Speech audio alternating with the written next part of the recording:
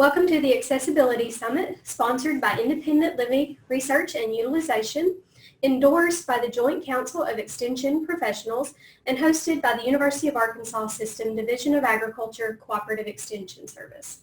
I'm Julie Robinson with Arkansas Extension. We are excited to have Jared Smith with us today.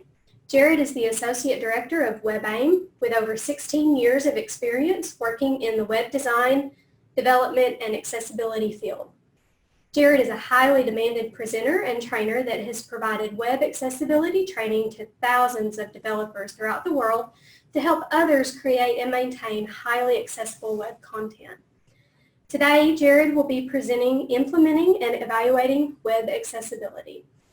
He's going to share with us practical methods for implementing digital content accessibility and how you can evaluate how accessible your digital content is for users with disabilities.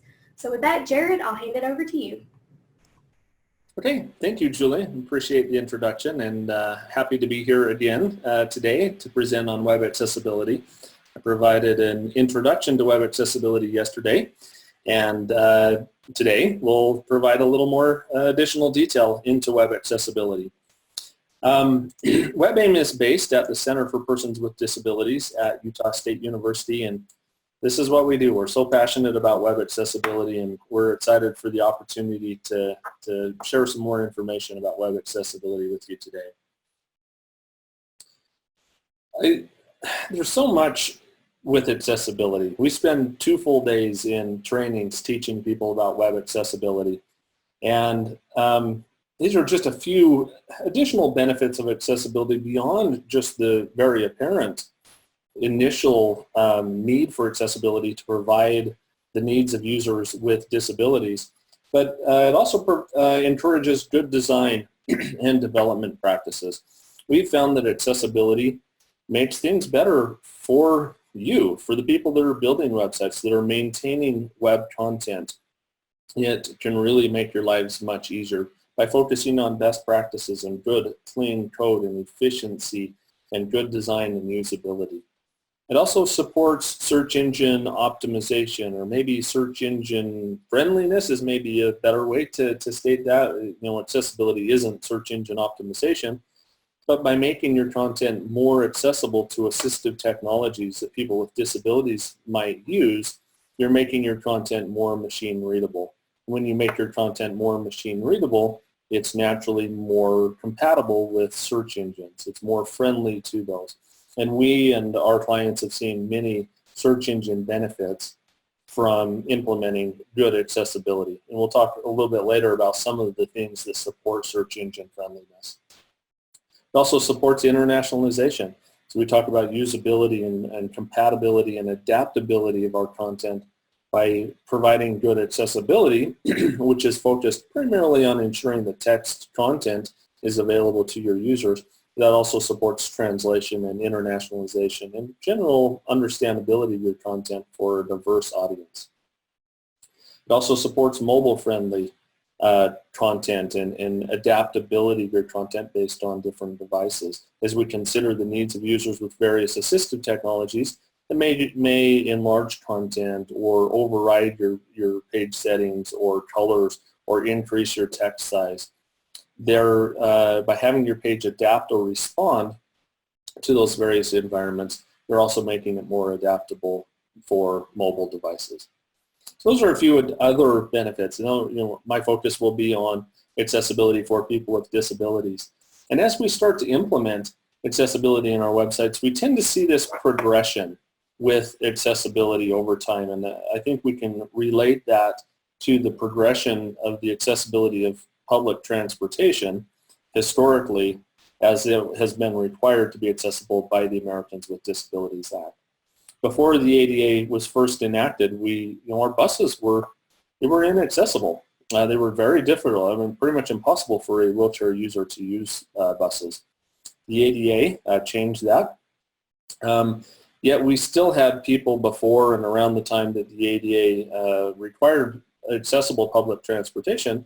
We had, the manufacturers of buses and the managers of public transportation systems saying things like, why do we need to make our buses accessible to wheelchair users? Wheelchair users don't ride our buses. Of course they don't, because they can't. They're entirely accessible to that audience. And we need to be careful with that on our websites. We still hear quite often statements like, why do I need to make my medical school website accessible to somebody with a disability? Things like that. We need to be very careful about not making assumptions about the abilities or disabilities of our users. Perhaps you may not have many users with disabilities using your website, maybe because it's not very accessible to that audience. Whereas if you were to make it accessible, I think you would find you do have those users. So this is, often the first stage is just inaccessibility, or maybe not much consideration for accessibility in the things that we have built or provided. Next, we see this stage of accommodation, where we go in and what we have is something that's not very accessible, so we provide additional supports to provide some level of accessibility. This photo of this forklift type device, carrying somebody up, lifting them up the steps and to get them into this bus. I mean, very, very clunky, expensive, not very friendly to that user. Also not very friendly to anybody else that would want to use this bus. But accommodations sometimes are a reality. Certainly in higher education, there are some things you just cannot make natively accessible, and so you would need to provide accommodations. For instance, I can't make my voice on this webinar natively accessible to someone that can't hear it. So captioning would be provided to provide that accommodation to make that accessible. As much as we can, we want to minimize the need for accommodations in our web content by making things more natively accessible. Next in this progression of our web content, we have retrofitting.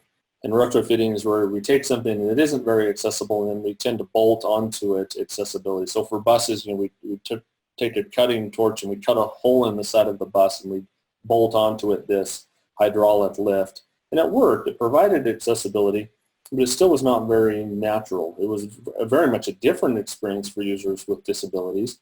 It also took a lot of time. If you were on the bus and somebody needed to ride the bus in a wheelchair, it was going to take some time for them to manipulate this device to get them into the bus. There's also maybe one or two wheelchair users at a time. Retrofitting is also a reality for web content. We may have things that are not very accessible that we need to adapt. We need to build in accessibility sometimes on top of that. While that is a reality, it often is just not very efficient. It can be very difficult and expensive to implement this retrofitting on web content as opposed to simply building it in from the get-go, which really is our goal. And we see that with modern buses, that they have accessibility built into them. The ground level and the main portion of the bus is generally at a lower level. Our public buses here, the driver can pull up to a stop. If there's a wheelchair user, they can hit a button, the bus will kneel, it will lower. They can hit another button and this ramp will automatically fold out. And that wheelchair user can independently get on the bus, more than one wheelchair user at a time. And it also provides additional benefits because instead of providing a separate mechanism for accessing that bus, it's one door, it's one entrance. It's universally designed to provide accessibility. And by doing that, there are additional benefits for the man in this photo with pushing his child in a stroller. I've seen kids with their little scooters be able to just, the bus folds out the ramp, they ride their little scooter right onto the bus. So there are additional benefits by universal design. And with web content, that is our goal. We want to make this a natural, native experience for people with disabilities to get all of the accessibility that's necessary. So how do we do that?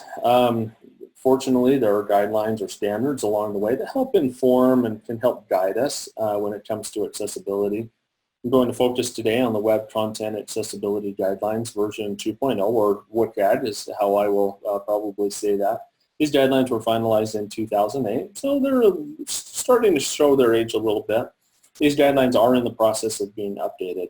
They're working right now on WCAG 2.1. There's a draft of this available. Essentially, WCAG 2.1 will extend the current guidelines and add some new things to better address accessibility, particularly in areas of mobile accessibility, touchscreen accessibility, cognitive and learning disabilities, and just some gaps that I think were present from WCAG 2.0.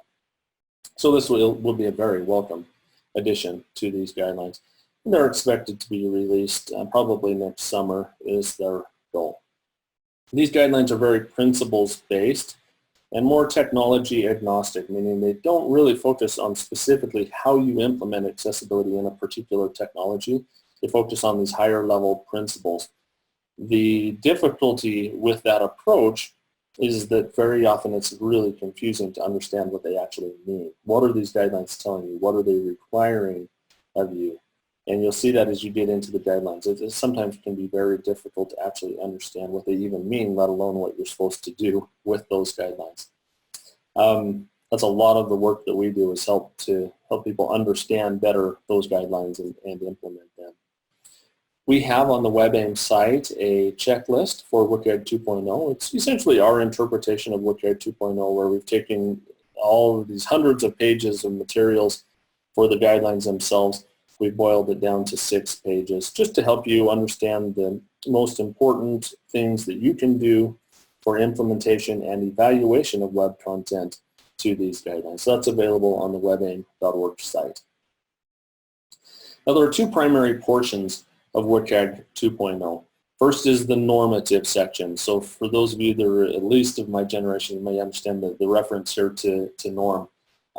So the normative stuff, normative means it won't change. It's static. Version 2.0, that version will not change until we get to 2.1 or 3.0. So normative is kind of locked in until we get this an updated version of the guidelines themselves.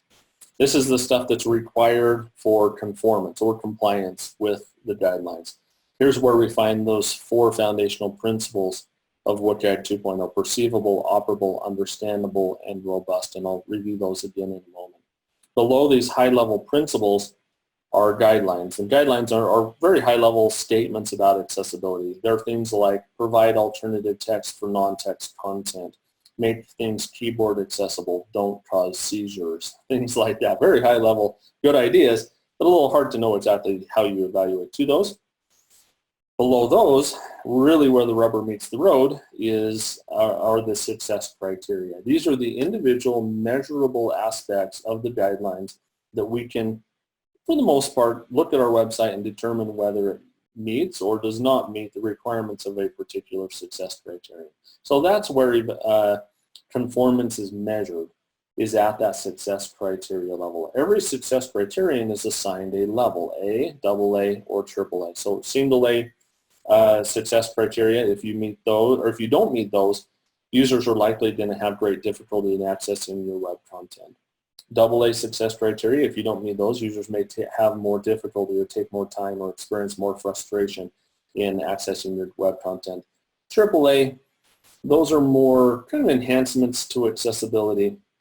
They may provide some benefit, generally for smaller groups of users with certain types of disabilities, but often are much more difficult or burdensome to implement.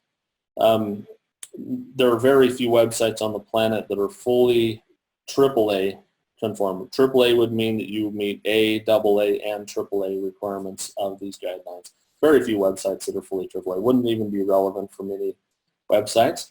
What we recommend is A and AA, primarily focusing on those aspects, and then referencing AAA and implementing those where it's reasonable or makes sense for you to do so. So that's the normative stuff. If you were to print the normative sections of these guidelines, it's 20 or 30 printed pages, something like that, so not too extensive. We also have the non-normative stuff. So here's our CLIF, which is our non-norm. The non-normative stuff is informative. It's not locked in. It's not static. It can change and is changing over time. It adapts to changes in technology. This supporting material is voluminous. The W3C has well over 1,000 printed pages of non-normative materials. These materials are broken into two primary documents. There's an understanding document and a how to meet document. So understanding particular success criteria and then how to meet those success criteria. In the how to meet document, there are sufficient techniques, advisory techniques, and failures. So sufficient techniques says if you do this, you probably have met the requirement of a success criterion.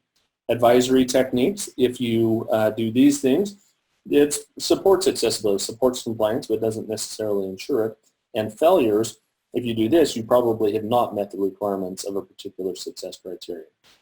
We do have to keep in mind that this is non-normative, meaning it's not required for us to verify that our website meets the requirements. It simply informs. Just keep that in mind with this, all of this voluminous information. The fact that it takes well over 1,000 printed pages for you to understand the web content accessibility guidelines perhaps suggests that the guidelines themselves don't do a very good job of meeting one of the core principles of understandability. And that's certainly the case. But the fact there is so much information out there is very, very helpful. There's a lot of reference material that you can go to learn better what the guidelines mean and how you implement and evaluate to them. This is a screenshot directly from the guidelines themselves. You can see the highest level is this our principles. Here's principle 1, perceivable. Guideline 1.1 is text alternatives. Then success criterion 1.1.1. So you'll see this numbering system in the guidelines. So success criterion 2.4.3, for example, would be principle 2, which is perceivable, then operable. So it's under operable. Guideline number 4, success criterion number 3. So if you see the numbering in the guidelines, that's what it refers to. We highly recommend using these accessibility guidelines, referring to them. They are a great standard for accessibility. They're not the end-all, be-all of accessibility, but they provide a really good resource for you to better ensure that you're providing a good end-user experience. And with that focus on those 4 principles, it really helps us focus on that end-user experience and ensure that it's efficient and positive and accessible for our users. There's so much more to it than simply those principles.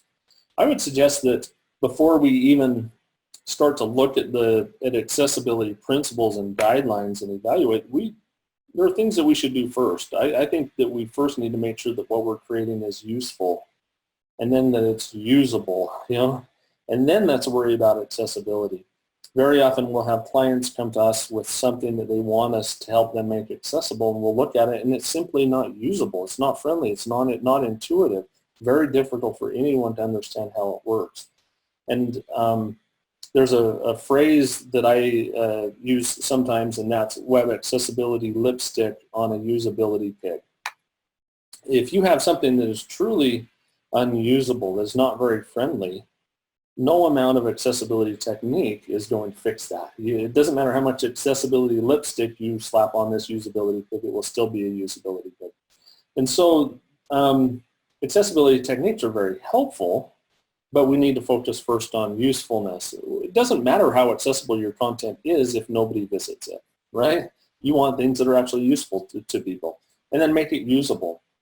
So it's actually friendly for your users, and they can expect and anticipate how to interact with the things that you're creating. Once we do that, then accessibility techniques become much, much easier to implement. Sometimes it's almost free once we focus on the usefulness and usability first.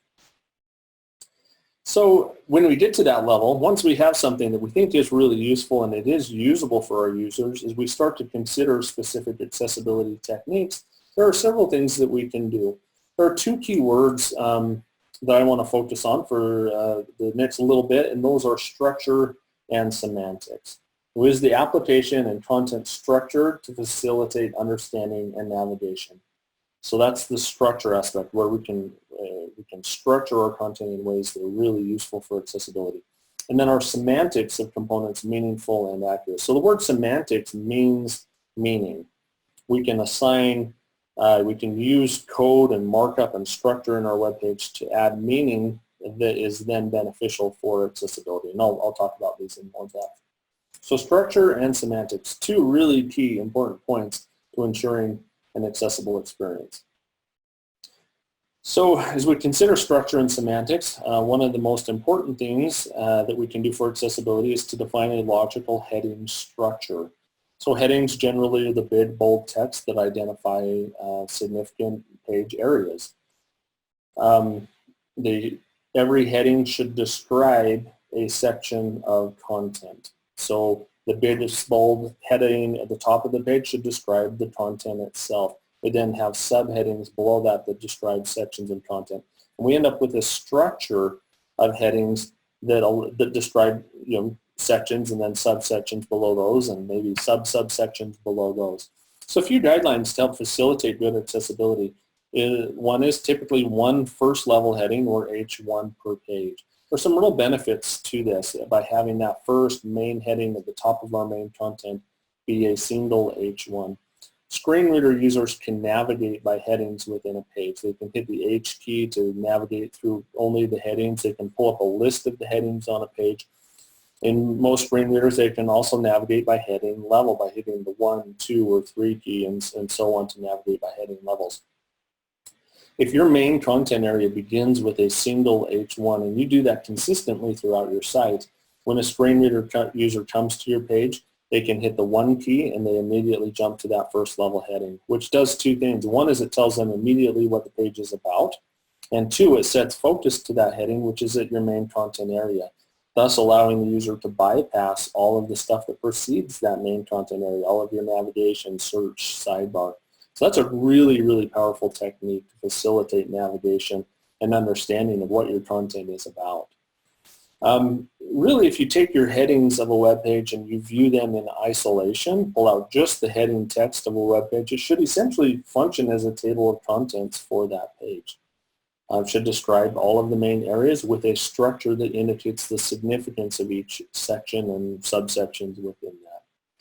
We can also define structure in our page with regions or landmarks. We can define these in two ways. One is with HTML5, so kind of a newer version. Really, it's just HTML, but this has been around for a few years. We certainly can implement these newer elements that are defined in HTML.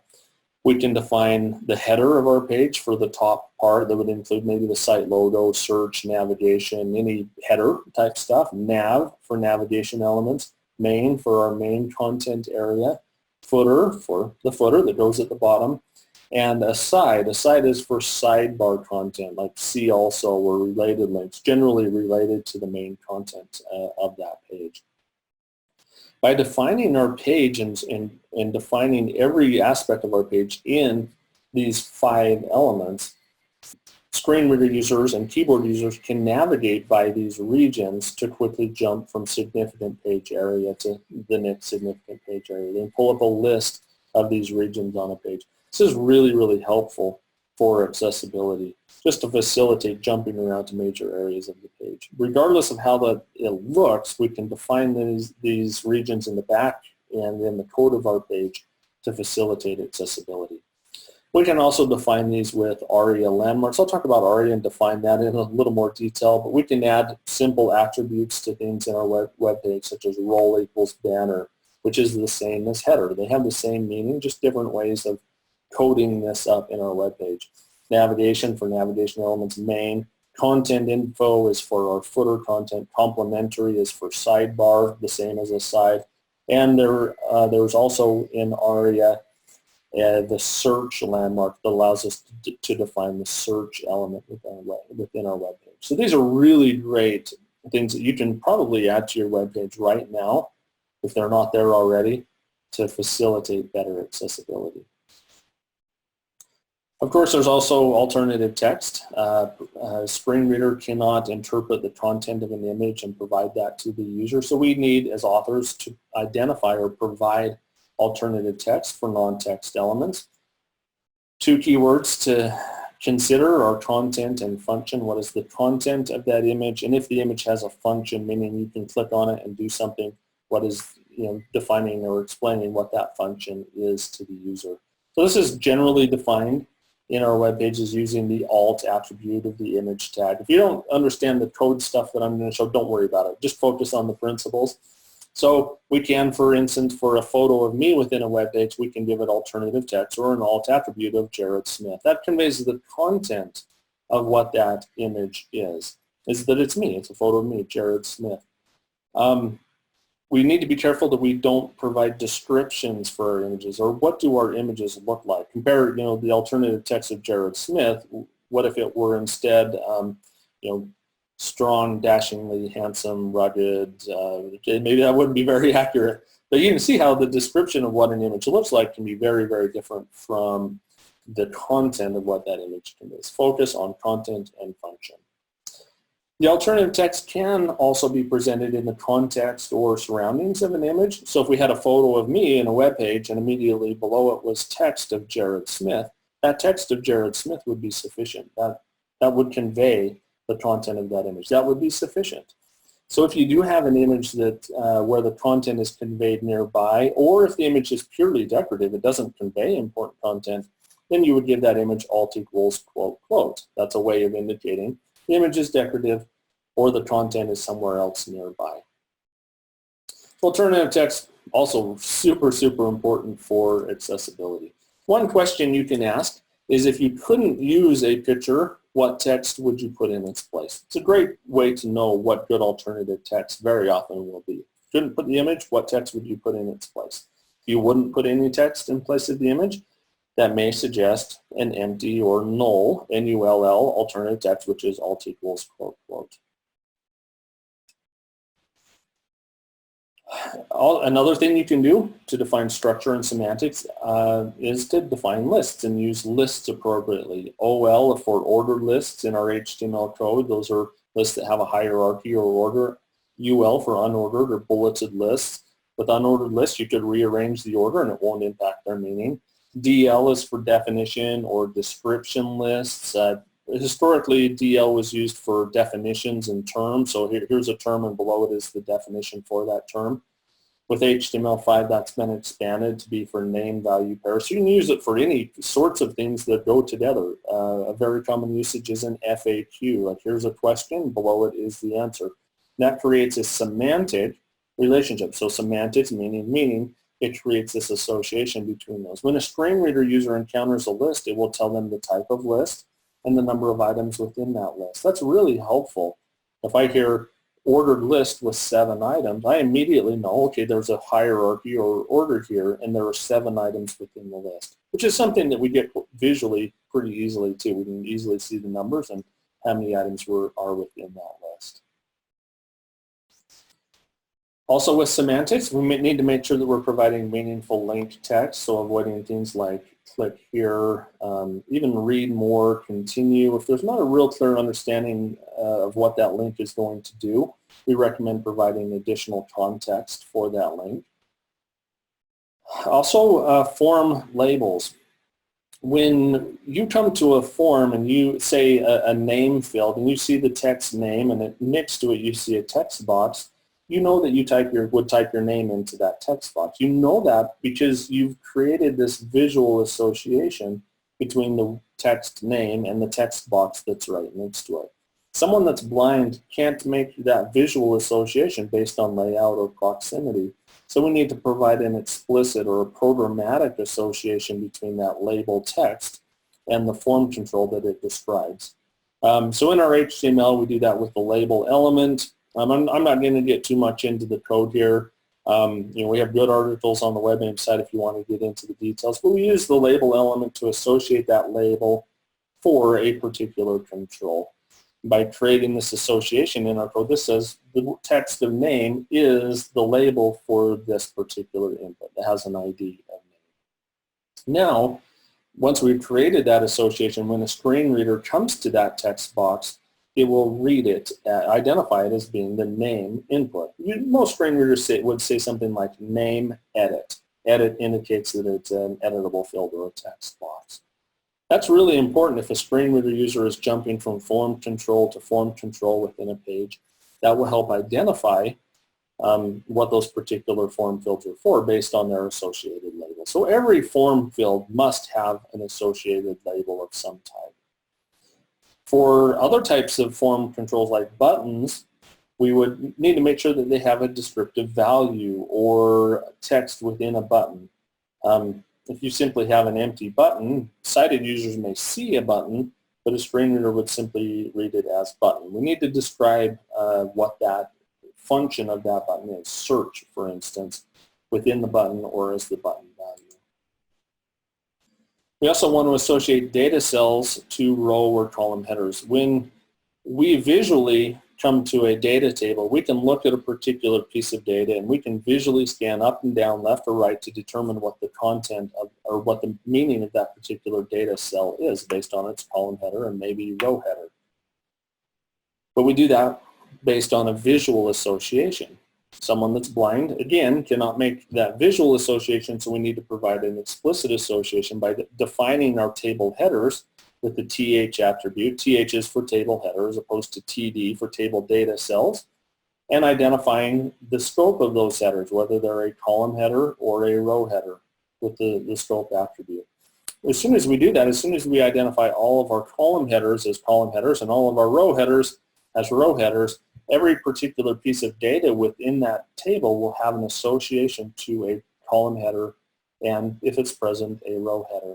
And a screen reader can pick up those associations, and it can read to the screen reader user what those headers are as the user navigates that table. So consider a class schedule table. So identifying a room number for a particular course, those headers would be read as the user navigates that table. So it's easy for them to know what a particular piece of data within that table is. We also need to provide descriptive page titles. Page titles are, show up in the blue bar at the top of our browser, more common in the tab at the top of our browser window. It just should describe what that page is about. This is something that's identified in the code of our page, but appears visually to users, but it's also one of the first things that's read by a screen reader when they come to your page or when they navigate through the tabs within their browser.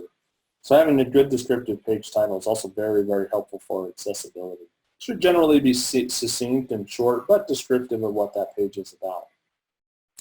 It's also important that we define the document language. This is especially important for users, screen reader users that are multilingual, that may understand various languages, and their screen reader may be set to read multiple languages. If it encounters a web page and the document language is not defined, and the default language for that screen reader is something other than the document language, or if the document language is misidentified, it's incorrect, the screen reader may start to read that text in a different language. So I have an example of this just so you can experience this. Here's some text on the screen. You're going to listen to this text in a screen reader, but in this case the screen reader thinks that it is a different language. So it's going to read it with the pronunciation and intonation and things like that are not standard English. So I'll just let you listen to this for a moment. Most people today can hardly conceive of life without the internet. Some have argued that no other single invention has been more revolutionary since Gutenberg's printing press in 1400 s9 at the click of a mouse, the world can be at your fingertips. That is, if you can use a mouse and screen and hear the audio. In other words, if you don't have a disability of any kind. Okay, I probably don't need to say anything more about this. So you probably get the idea of how significant that can be if the document language is not defined. And that's really quite easy to do. It's simply adding a simple attribute, the lang attribute, to the HTML tag in our code that identifies that page, that HTML page, as being in a particular language. In this case, EN is English. You can also identify the language of portions of a page using that lang attribute. So if you have an English page with a French quote in the middle, by identifying that language, if the screen reader user understands English and French and the screen reader is set to read both languages, it would read the page in English. When it gets to that portion, it would read it in Le Sexy Voice, in French, right? And then it would switch back to English at the end. It's very important for accessibility. I want to take a few minutes and talk about ARIA. ARIA is Accessible Rich Internet Applications. It's not really this kind of ARIA. ARIA is a specification that helps enhance the accessibility of standard web content, HTML content, for accessibility, primarily for screen reader accessibility. This is a formalized international specification developed by the W3C, the World Wide Web Consortium, the same group that has defined the HTML language and CSS, the Web Content Accessibility Guidelines. They've also defined this specification to allow us to enhance the accessibility of web content. A lot of what ARIA does is it paves the cow paths, if you understand that metaphor. I grew up on a farm in Idaho, and cows take the path of least resistance from point A to point B. Generally just a straight line. The same can be said of university students. Here's a photo on the right that I took right near my office here on campus at Utah State University. You can see where the students have cut the corner to save maybe half a second getting to class. So the idea of paving the cow paths is to, they're going to do that. That's their natural behavior, so let's support that by paving that and making it easier for them. Here's another photo I took on our campus by our main library, and you can see the path that cuts across the corner there where the students have cut across the lawn continually. Shortly after I took this photo, I noticed at this location a construction site. They were digging and building something. I couldn't quite tell what it was. This photo shows the reverse shot there, and you can see that there's the path that leads directly into that construction zone. And when they were finished, this is what they built. And they tore out trees and grass, and they put in this concrete wall with some plants around it. Why did they do this? Why did they, why did they put this thing in there? The only thing I can think is, keep off my lawn, kids. That's about it. And now I see all the time the students just jump over the concrete wall and walk across the grass anyways. This is the antithesis of paving the cow paths. This is the opposite of what the natural behavior is. Rather than supporting it, they've tried to inhibit that natural behavior. What ARIA does is it supports innovation. It allows you to build cool, neat, innovative things and make them accessible. Before ARIA came along, it was quite often the people would come to us and we'd say, I'm sorry, that thing that you want to build, we just can't do it with what's currently available with accessible technologies. With ARIA, we don't have to do that anymore. We really can build things and make them accessible to everyone. So what ARIA does is allows us to change the semantics of elements within HTML, allows us to redefine them or enhance those semantics. Now everything in HTML and web content has a default semantics, has a default meaning. A link is defined to a screen reader as being a link. A button is defined as a button. A table is identified to a screen reader user as being a table. So we have those semantics already, so we want to use those rather than try to use ARIA to do things that we can already do in HTML. But when HTML is not sufficient, then we can use ARIA to help enhance that accessibility. And that really is our rule number one of ARIA usage, is to not use ARIA. Sounds a little weird, but really what it says is if you can do it with standard HTML, with the accessibility that's available in HTML, then you must. If you can't, then that's where additional implementation of ARIA can be helpful.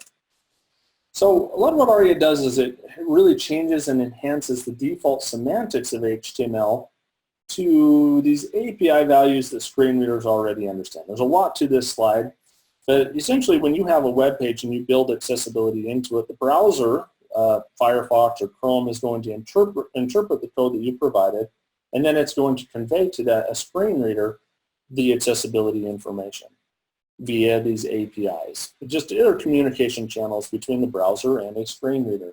ARIA allows us to add or enhance the information that might be conveyed. An interesting example is slider. We see sliders in web applications, something that you can click on and you can drag left or right to select a particular value. There's no native HTML element for slider. There's no way to define that natively in HTML. There's no slider tag or element. So we hack together all of these things to build something that functions like a slider. ARIA allows us to enhance that HTML, add a little bit of code to our page that then informs the screen reader that, hey, this thing is a slider. It adds those semantics to make it more accessible. A lot of what, when we consider application accessibility, this is a kind of standard rule that I use all the time, and that's just use a button. Sometimes we see people that generate these custom elements or things that look and function exactly like a button, but they don't define them as being a button. Without defining them as a standard button, there's no semantics. There's no structure that's conveyed to a screen reader user. We lose keyboard accessibility. So again, going back to that rule number 1, make things as accessible as you can using the HTML that's available, and then we can do other things if we need to enhance that.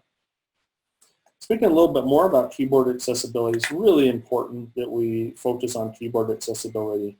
The prevalence and significance of keyboard accessibility issues has significantly increased on the web. If you would have asked me 10 years ago something that I thought we would have figured out by 2017, I probably would have said keyboard accessibility, but that's not the reality. So we need to make sure that everything you can do with a mouse, you can do with a keyboard, that there's a logical reading and navigation order as you're navigating through the page, generally using the tab key, that it makes sense. It follows the visual presentation flow. You need to make sure that we don't remove keyboard focus indicators. As you hit the tab key to navigate through items on the page, the browser by default will draw a little border, what's called an outline, around the currently focused element. It indicates what thing are you currently on you can then interact with or activate. You can, with just a little bit of CSS of outline 0 or outline none, you can turn off or inhibit that focus indicator. It makes keyboard navigation very difficult for sighted keyboard users. You can provide a link that allows the user to skip over repetitive navigation or lists of links. So the user doesn't have to hit the tab key repeatedly to navigate through all those items. You can add a simple link that jumps to another portion within the page. There's also something other called tab index. I'm not going to really talk about this. Just tell you to be very, very careful with it. While it sounds like a great idea, it's a way to explicitly define the navigation order of items within a web page. Navigate to this first, then this thing second, then this thing third. It simply doesn't result in better accessibility. So don't use it unless you really, really know what you're doing and test the accessibility of that. So I want to take just a little bit of time here at the end and talk about evaluating and testing web accessibility. Some things that you can do right now to go in and see where you're at when it comes to accessibility. They say acceptance is the first step to recovery, right? If you want to improve your accessibility, you've got to know where you're at right now so you can start to make improvements. So here are some relatively basic things that you can do to evaluate. But first of all, we have to remember that accessibility is about people. It's about that human experience. We very often, when we focus on evaluation, we focus on tools. What does this tool tell me about accessibility? And we focus on guidelines or standards. How compliant is it? Those are important things, can be very useful, but let's not lose sight of our users. That's really what accessibility is about. And because of that, only people can evaluate true accessibility. While tools can be helpful, they can be informative, they can identify very apparent accessibility things, a human component is always going to be necessary to determine true accessibility. For instance, in the Web Content Accessibility Guidelines, I think there are like 36 success criteria. At the very best, an automated tool can tell you definitively whether you pass or fail 2 of those. So automated tools are very, very limited. They're very powerful, but they're quite limited in what they can tell you, and maybe even more so what they can't tell you about accessibility. Now, they may be able to identify very obvious issues, but just be cautious with that. Just because the tool does not identify any errors or issues on a page does not mean that it's compliant. It certainly does not mean that it is accessible. For something like alternative text, an automated tool such as Wave, which is the evaluation tool that we've developed, it can tell you if an image is missing alternative text, but it can't tell you if the alternative text is equivalent or appropriate for a particular image. Only a human with some gray matter that can look at that image in the alternative text and determine whether it's appropriate or not. So use tools. They're very valuable. Just understand the limitations of them. Also very useful to use a checklist. Checklists are really handy because that helps make sure you cover all of your bases and just got rickrolled maybe a little bit via PowerPoint. We have a checklist on the WebAIM site for Section 508. Section 508 is the technical standard for the federal government, quite limited in its current iteration, but it's being updated to include the Web Content Accessibility Guidelines version 2.0. So as of January 2018, the technical standards for Section 508 for web content will be WCAG 2.0. And we have a checklist on the WebAIM site, as I mentioned before, for WCAG 2.0. 6 pages that cover all of the complexities of these guidelines and boils it down to something that's much more understandable and hopefully usable, especially for basic evaluation of content. You might define your own customized checklist. You might include accessibility requirements and broader guidelines or requirements for your site, like look and feel, security requirements, things like that. Sometimes just bashing developers over the head with an accessibility stick is not very effective. But if you frame accessibility in a broader context of overall site accessibility or site requirements, sometimes it's a much easier sell. Having a good checklist helps ensure that you haven't missed something. For instance, document language. Really easy to overlook that because you probably understand English. You're testing an English page in an English screen reader. If the document language is missing or not defined correctly, you would probably miss that. A checklist that says check your document language helps ensure that you don't miss things like that. Keyboard navigation I just talked about. This is very easy. Take your mouse and put it away. Navigate using only the keyboard, using the tab key, shift tab, maybe enter to activate links or things like checkboxes, things like that. So a little bit more to this. There's an article on the WebAIM site that is much more depth on keyboard testing. But make sure that you can get to everything with the keyboard that's interactive. Make sure that the navigation is efficient, that the order is logical through the page, and that you can visually tell where you're at within the page. Most keyboard accessibility issues are readily avoidable and easily testable simply by using the keyboard to test. Yet, the prevalence of these it's all over the place. We see keyboard accessibility issues, significant keyboard accessibility issues on most of the websites that we encounter. You may also want to test in a screen reader. The necessity for screen reader testing increases with the complexity of the page. So if you have a very basic web page, with text and headings and images, you can probably do the other things that I've talked about and evaluate it and have a pretty good sense as to how accessible it is.